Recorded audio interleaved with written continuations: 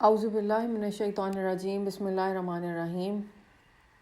الحمدللہ رب العالمین، الصلاۃ والسلام علی اشرف الانبیاء والمرسلین وعلی آلہ وصحبہ اجمعین۔ اللہم اجعلنا منہم ومن الذین آمنوا وعملوا الصالحات وتواصوا بالحق وتواصوا بالصبر فاذکروا اللہ کما علمکم ما لم تکونوا تعلمون۔ رب اشرح لی صدری ویسر لی امری واحلل عقدۃ من لسانی یفقہوا قولی۔ اللہم ثبتنا عند الموت بلا الہ الا اللہ یا مقلب القلوب ثبت قلبی علی دینک۔ ربنا لا تزغ قلوبنا بعد إذ هديتنا وهب لنا من لدنك رحمة إنك أنت الوهاب۔ بسم اللہ الرحمن الرحیم۔ آج ہم انشاءاللہ تعالیٰ سورہ سجدہ کی آیت نمبر 23 پہ غور و فکر کرنے کی کوشش کریں گے۔ آیت ہے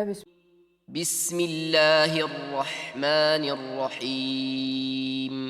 وَلَقَدْ آتَيْنَا مُوسَى الْكِتَابَ فَلَا تَكُنْ فِي مِرْيَةٍ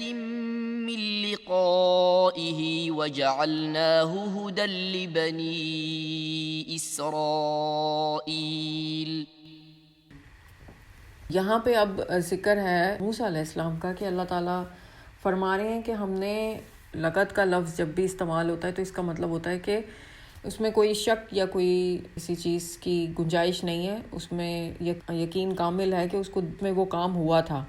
تو یہاں پہ اللہ تعالیٰ کہہ رہے ہیں آتینا کا مطلب ہوتا ہے دینا۔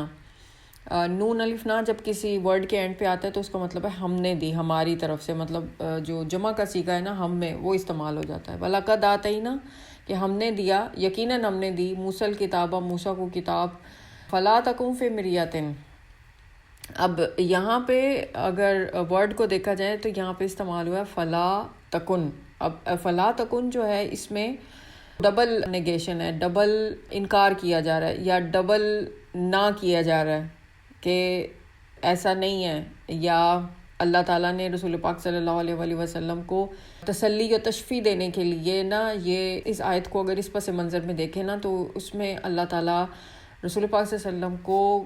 کنسول کر رہے ہیں، مطلب کہ کسی چیز کے بارے میں ہوتا ہے نا کہ آپ نے کسی کو تسلی کہ نہیں ایسا نہیں ہے، ایسا مت سوچو، فلا تکن فی مریۃ، کہ شک نہیں ہے۔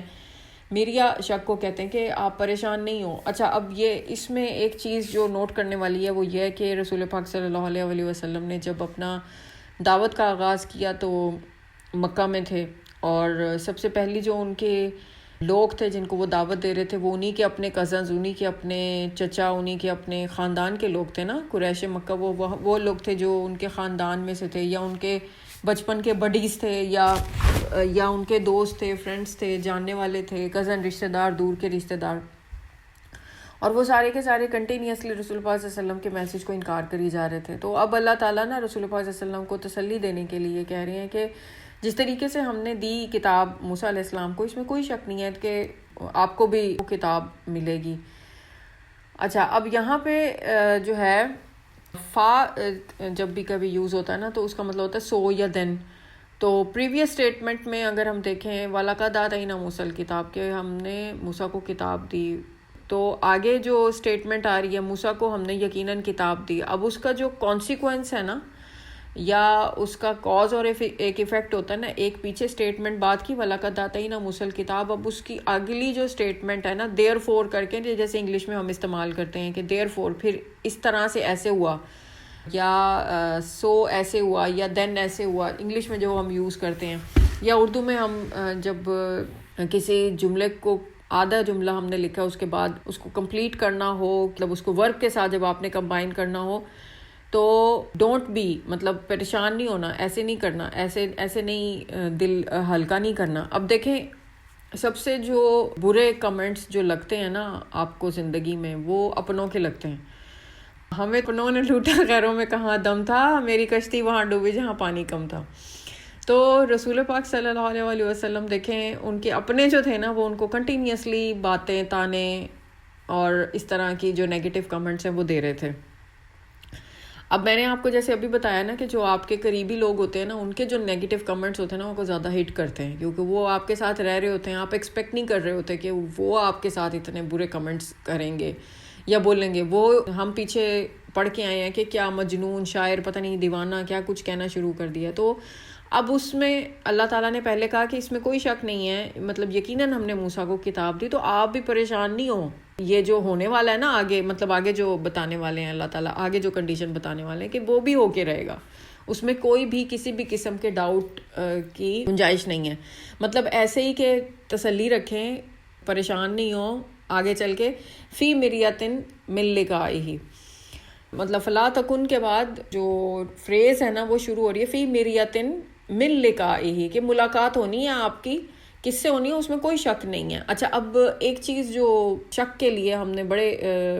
چیزیں، زیادہ تر جو مفسرین یا اسکالرز ہیں جس میں یوسف علی ہیں، مولانا مودودی ہیں، حسن البصری ہیں، انہوں نے اس میں لقائہ کا جو لفظ ہے نا جس میں کہ ملاقات کا ذکر ہے، تو اس کا مطلب انہوں نے کہا ہے کہ وہ کتاب سے ان کی مراد ہے، کہ اللہ تعالیٰ رسول پاک صلی اللہ علیہ وسلم کو بتا رہے ہیں کہ جیسے ہم نے کتاب دی تھی نا حضرت موسیٰ علیہ السلام کو، تو وہ آپ کو بھی ملنے والی ہے، سو آپ نے پریشان نہیں ہونا، آپ کو بھی قرآن مل رہا ہے. اب ہمیں یہ بھی پتہ ہے کہ جو ڈس بلیورز تھے، مشرکین تھے، کفار تھے یا قریش مکہ تھے، جو جس میں ان کے زیادہ تر رشتہ دار تھے، وہ یہی کہی جا رہے تھے نا کہ یہ تو کسی انسان کا ہی کلام ہے، یہ تو کسی انسان نے بھیجا ہے. تو یہ جو ہے نا ری ایشورنس دے رہی ہے رسول پاک صلی اللہ علیہ وسلم کو کہ یہ کوئی نیا فینومینا یا کوئی نئی بات نہیں ہے. آپ سے پہلے بھی بہت سارے پیغمبر دنیا میں گزرے ہیں کہ جن کو کتابیں دی گئیں، جیسے موسیٰ کا ذکر آیا ہے، موسیٰ علیہ السلام کا. تو اسی طرح سے آپ کو بھی اس میں کوئی شک نہیں ہونا چاہیے کہ اس کی اوتھینٹسٹی میں، کہ یہ بالکل صحیح ہے اور یہ اللہ کی طرف سے ہے اور آپ کو بھی ملے گی. اچھا، اور کچھ جو اس علماء ہیں نا، جو مفسرین ہیں، جس میں حضرت ابن عباس رضی اللہ عنہ ہیں، قتادہ ہیں، ابن کثیر ہیں، جلالین ہیں، اس میں جو لقائہ کا مطلب انہوں نے جو انٹرپریٹ کیا، یہ دو ڈیفرنٹ اوپینین ہیں. ٹھیک ہے، ایک میں نے آپ کو بتا دیا کہ اس میں لقائہ کا مطلب ہے کہ جس طرح ان کو کتاب ملی آپ کو بھی کتاب ملی، اس میں کوئی شک نہیں ہے. جو یہ والے اسکالرز ہیں، حضرت ابن عباس رضی اللہ عنہ، قتادہ، ابن کثیر، جلالین، وہ یہ کہہ رہے ہیں کہ اس کا مطلب یہ ہے کہ اللہ تعالیٰ ان کو کہہ رہے ہیں کہ اس میں کوئی شک نہیں ہے کہ آپ کی ملاقات ہونے والی ہے کس سے، موسیٰ علیہ السلام سے. اب ہمیں پتہ ہے کہ جب رسول پاک صلی اللہ علیہ وسلم اسراء معراج کی جرنی پہ گئے تھے تو رسول پاک صلی اللہ علیہ وسلم ملے تھے حضرت موسیٰ علیہ السلام سے، اور یہ صحیح مسلم کی مطلب حدیث ہے، اور اس کی کمپلیٹ ڈیٹیل میٹنگ جو ہے وہ بتائی گئی ہے کہ ان کے ساتھ ان کا کس طریقے سے انٹریکشن ہوا، اور پھر انہوں نے پوری ایک کنورسیشن ہے کہ انہوں نے رسول پاک صلی اللہ علیہ وسلم کو کیسے کہا کہ میری بھی امت ہے، میں بھی امت کا ایکسپیرینس ہوا ہے. اور جب نمازوں والا جو واقعہ ہے نا پورے کا پورا، جب اللہ تعالیٰ نے نمازیں فرض کی تھی 50 نمازیں، تو جب نیچے رسول پاک صلی اللہ علیہ وسلم ڈیسینڈ کر رہے تھے تو پھر حضرت موسیٰ علیہ السلام سے ملاقات ہوئی. انہوں نے کہا کہ 50 بہت زیادہ ہے، مجھے امت کا ایکسپیرینس ہے، وہ نہیں پڑھ سکیں گے، آپ جا کے اللہ تعالیٰ سے تھوڑی سی کم کروا دیں. تو پھر وہ گئے، پھر وہ 5 کم ہو گئیں، پھر نیچے آئے، پھر انہوں نے کہا نہیں ابھی 45 بھی زیادہ ہیں، پھر اوپر نیچے جاتے جاتے 5 ہو گئیں. پھر وہ آتے تھے، پھر واپس جاتے تھے، کم کرواتے تھے، 5 رہ گئیں. 50 تھیں، 5 رہ گئیں. اب جب 5 رہ گئی تو حضرت موسیٰ نے پھر کہا کہ یہ 5 بھی زیادہ آپ کی امت سے نہیں پڑھا جائے گا، کیونکہ حضرت موسیٰ علیہ السلام کی تو امت ایسی تھی کہ جو اللہ تعالیٰ انہیں کمانڈ دیتے تھے وہ اس کو الٹ کرتے تھے. سورہ بقرہ میں اس کی ڈیٹیل ہے کہ انہوں نے کیا کیا بنی اسرائیل نے گناہ کیے تھے. وہ جو پورا انکاؤنٹر ہے نا، وہ پوری ایک حدیث ہے، اس کی ڈیٹیل میں موجود ہے. لیکن رسول پاک صلی اللہ علیہ وسلم نے کہا کہ اب مجھے حیا آتی ہے اللہ تعالیٰ سے کہ میں اب اتنی دفعہ چلا گیا ہوں، اتنی دفعہ میں نے کم کروا لیا، اب اس سے کم میں نہیں کروا سکتا، مجھے حیا آتی ہے. تو اللہ تعالیٰ کی غیب سے آواز آتی ہے جب وہ یہ سن رہے ہوتے ہیں، اللہ تعالیٰ یقیناً ساری باتیں جانتے ہیں، تو اللہ تعالیٰ کی غیب سے آواز آتی ہے کہ آپ کی امت اگر یہ 5 نمازیں بھی پڑھ لے گی نا تو اس کو 50 کا ثواب ملے گا. مطلب ڈیلی اگر آپ 5 نمازیں پڑھتے ہیں تو جو اوریجنلی 50 اللہ تعالیٰ نے فرض کی تھی اسی کا ثواب ملتا ہے آپ کو جب آپ 5 کمپلیٹ کرتے ہیں. تو اینی ویز یہ جو سارے مفسرین ہیں ان کا یہ کہنا ہے، ان کے مطابق یہاں جو لقائہ کا لفظ استعمال ہوا، اس میں رسول اللہ صلی اللہ علیہ وسلم کی جو ملاقات تھی حضرت موسیٰ علیہ السلام کے ساتھ جب اسراء معراج کی جرنی تھی وہاں پہ ہے. اچھا، اب یہاں پہ جو ہے تیسرا جو امام رازی نے اور ابن عاشور نے جو اس کو مطلب لیا نا، وہ یہ کہ رسول پاک صلی اللہ علیہ وسلم کو اللہ تعالیٰ تشفی دینا چاہتے تھے کہ جیسے حضرت موسیٰ علیہ السلام کے جو اپنی قوم تھی وہ ریبیلین ہو گئی تھی، جب وہ 40 دن کے لیے گئے اللہ تعالیٰ کی عبادت میں مشغول ہوئے تو پیچھے سے انہوں نے وہ بچڑا بنا لیا، اس کو وہ پوجنے لگ گئے تھے. اور وہ بہت زیادہ موسیٰ علیہ السلام مطلب جب واقعہ ہے سارا کہ وہ گائے کی ذبح کرنے کا، پھر اس میں انہوں نے کتنا زیادہ تنگ کیا اور بہت تنگ کرتے تھے حضرت موسیٰ علیہ السلام کو. وہ جو ڈس اوبیڈینس تھی وہ ان کے اپنے فالوورز کی طرف سے تھی نا. اسی طرح سے وہ جو ڈس اوبیڈینس تھی وہ رسول اللہ صلی اللہ علیہ وسلم کو بھی اپنی فیملی میں اپنے فالوورز میں مطلب کتنا دل کوڑتا ہوگا کہ میرے اپنے کزنز ہیں, میرے اپنی دوست ہیں, فرینڈز ہیں, اہل و عیال ہیں, لیکن وہی نہیں کہنا مان رہے. تو وہ دل جو ان کا مایوس ہوتا تھا نا, اس کو تسلی دینے کے لیے اللہ تعالیٰ نے بھیجی کہ جس طریقے سے قریش کا آپ سامنا کر رہے ہیں نا, اسی طریقے سے بہت سارے اور بھی پیغمبر رسول گزرے ہیں جنہوں نے اسی طرح سے اپنی فیملی کا اپوزیشن یا پریشر فیل کیا تو آپ جو ہے وہ پیشنٹ رہیں. اچھا, اس میں جو ورڈ ایک استعمال ہوا نا میریا کا لفظ استعمال ہوا جس کا مطلب ہے کہ شک. لیکن ہم اگر میریا کے لیے دیکھیں تو ایک اور بھی لفظ ہم نے پڑھا تھا سورہ بقرہ کی تفسیر میں کہ وہ تھا, سب کو پتہ ہوگا, بڑی فیمس دوسری آیت ہے, الف لام میم ذالک الکتاب لا ریب فیہ. ریب کا مطلب بھی شک ہوتا ہے.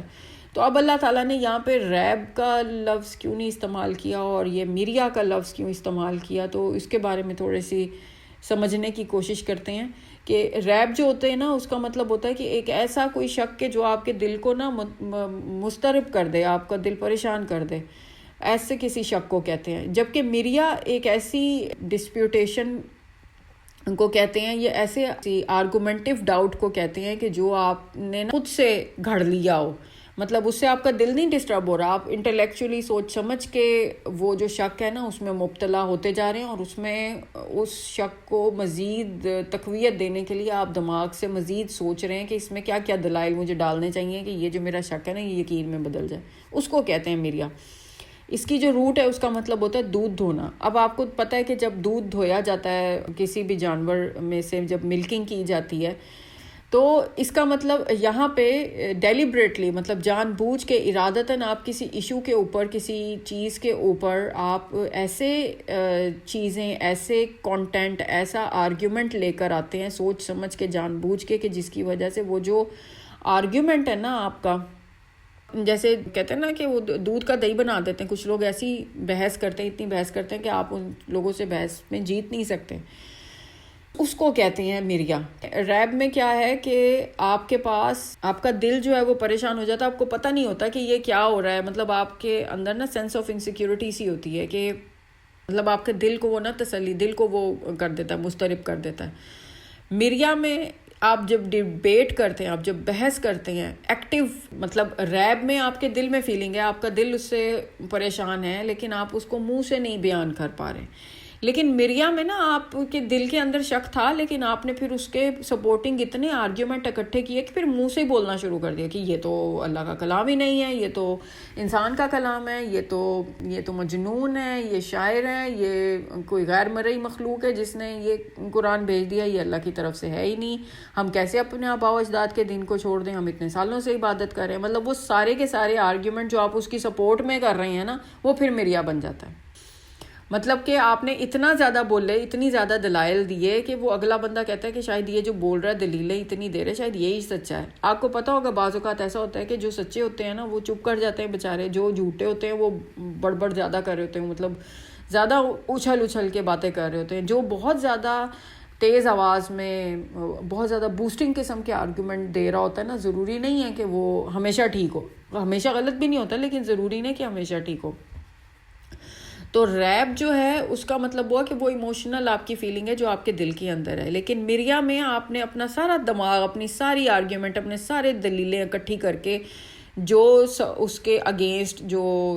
چیزیں اکٹھی کی اس کو کہتے ہیں. وہ ایکسیڈنٹل بھی ہو سکتی ہے. مطلب ریب میں بعض اوقات ہوتا ہے نا کہ آپ کو پتہ نہیں ہوتا, لیکن آپ کے دل میں وہ شک پیدا ہو چکا ہوتا ہے. لیکن اس میں آپ انٹینشنلی وہ کر رہے ہیں, آپ انٹینشنلی آرگیومنٹ اکٹھے کر رہے ہیں. مطلب دیکھیں نا کہ کہتے ہیں نا کہ جھوٹ کے اگر ایک سچ وہ 100 جھوٹ سے بہتر ہے, کیونکہ جھوٹ کے لیے آپ کو کہانی گھڑنی پڑتی ہے. مطلب اب اگر میں نے کوئی جھوٹ بولا ہے, اس جھوٹ کو سپورٹ کرنے کے لیے مجھے 10 اور باتیں کہنی پڑیں گی اور پھر ان کو یاد بھی رکھنا پڑے گا. سچ جو ہوتا ہے وہ ایک بات ہوتی ہے اور اس کو کہنے کے لیے آپ کو یاد نہیں کرنا پڑتا, یہ نہ اس کو کہنے کے لیے گھڑنے کے لیے آپ کو آرگیومنٹس اکٹھے کرنے پڑتے ہیں. وہ تو سچ ہے نا اس کے, اور پھر آپ کو یہ بھی یاد نہیں کرنا پڑتا کہ میں نے اس کی سپورٹ میں کیا کیا آرگیومنٹ, کون سی کہانی بنائی تھی, وہ کہانی پھر یاد رکھنی پڑتی ہے. اسی طرح سے میریا میں نا آپ کو یاد رکھنا پڑتا ہے آپ نے کون کون سے آرگیومنٹ بنائے تھے, سوچے تھے, کیا گھڑا تھا, اور پھر وہ اس کو جو ہے وہ امپلیمنٹ کرنا پڑتا ہے. اب ابن عاشور نے اپنی تفسیر میں اس کو ایکسپلین کیا ہے کہ انہوں نے کہا کہ جو مریا ہے نا وہ زیادہ طاقتور ہے in terms of conscious act ریب سے. ریب کا مطلب ہوتا ہے کہ کسی چیز کے اوپر کوئی چیز، کوئی شک، کوئی ڈاؤٹ آ گیا ہے. مریا کہتے ہیں کہ وہ بندہ اس میں مبتلا ہو گیا پورے کا پورا اور وہ کر رہا ہے. اچھا، ریب کا مطلب یہ ہوتا ہے کہ آپ کے دل کے اندر کوئی شک تھا لیکن آپ نے اس کو منہ سے ایکسپلین نہیں کیا. لیکن مریا میں آپ نے دل میں بھی اور پھر زبان سے بھی وہ سب کہنا شروع کر دیا. یہ زیادہ اسٹرانگر فارم ہے، شک کی زیادہ اسٹرانگر فارم ہے. اچھا، اب یہاں پہ اللہ تعالیٰ مریا کا مطلب کہہ رہے ہیں کہ جب یہ والی آیات آئی تھیں تو یہ تو مکہ میں آئی تھیں، اور ابھی اسراء معراج کا واقعہ اگر ہم اس کانٹیکسٹ میں دیکھیں تو وہ بھی نہیں ہوا تھا، اور ابھی قرآن پاک آنا شروع ہوا تھا، پورا آیا بھی نہیں تھا. تو یہاں پہ اللہ تعالیٰ کہہ رہے ہیں کہ اگر آپ کے دل میں کوئی شک آ رہا ہے اور اگر زبان سے یہ سارے کہہ بھی رہے ہیں، آرگیومنٹ اکٹھے کر بھی رہے ہیں، تو پھر بھی آپ کسی بھی قسم کا شک جو ہے نا اپنے اندر، وہ مریا میں ہے یا ریب میں، آپ نے نہیں اپنے اندر آنے دینا. ایک تو اس ملاقات پہ جو رسول پاک صلی اللہ علیہ وسلم کی ہونی تھی اسراء معراج پہ، اس کے بارے میں، اور دوسرا کہ قرآن کے بارے میں کہ جیسے کتاب حضرت موسیٰ علیہ السلام کو دی اور پچھلے نبیوں کو دی ہے، اسی طرح سے رسول پاک صلی اللہ علیہ وسلم کو بھی ملنی ہے. وَجَعَلْنَاهَا هُدًى لِبَنِي اسرائیل. اب آگے جو ہے اس کا مطلب یہ ہے کہ جو کہ اس کا پرپز ہے کتاب دینے کا، جو کتاب پہلے ذکر آیا ہے، تورات کا موسیٰ علیہ السلام کو جیسے دی، قرآن کا جو رسول پاک صلی اللہ علیہ وسلم کو دی، اس کا مقصد کیا ہے؟ اس کا مقصد یہ ہے کہ وہ ہدایت ہے. اب یہاں پہ کیونکہ حضرت موسیٰ علیہ السلام کا ذکر ہے تو وہ کیونکہ ہدایت ہے بنی اسرائیل کے لیے. اسی طریقے سے رسول پاک صلی اللہ علیہ وسلم کے پاس جو بک ہے اس کے اندر کوئی شک نہیں ہے، وہ جو کتاب ہے وہ آنے والے رہتی دنیا تک، مطلب قیامت تک آنے والے جتنے بھی انسان ہیں ان سب کے لیے ہدایت ہے، جو بھی اس میں سے لینا چاہے گا. یہاں پہ اس تفسیر ختم ہوئی. بارک اللہ علی ولکم فی القرآن الحکیم ونفعنی وایاکم بالآیات و ذکر الحکیم.